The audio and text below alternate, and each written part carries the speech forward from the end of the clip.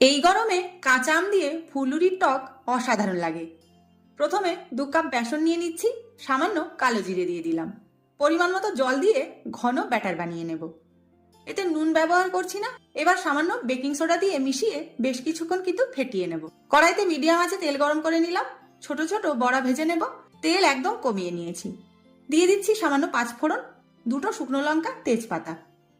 2টো আম টুকরো করে হলুদ জলে ভিজিয়ে রেখেছিলাম, দিয়ে দিলাম। নেড়ে চেড়ে স্বাদ মতো নুন, হলুদ গুঁড়ো দিয়ে দিচ্ছি। পরিমাণ মতো জল দিয়ে দেব।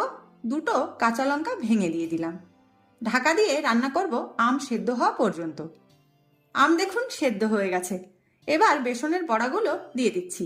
স্বাদ মতো চিনি দিয়ে দিলাম। শুকনো খোলায় ভাজা ধনে জিরে একসাথে গুঁড়ো করা আছে, দিয়ে দিচ্ছি পরিমাণ মতো। মিশিয়ে আরো কিছুক্ষণ ঢাকা দিয়ে রান্না করে নেব।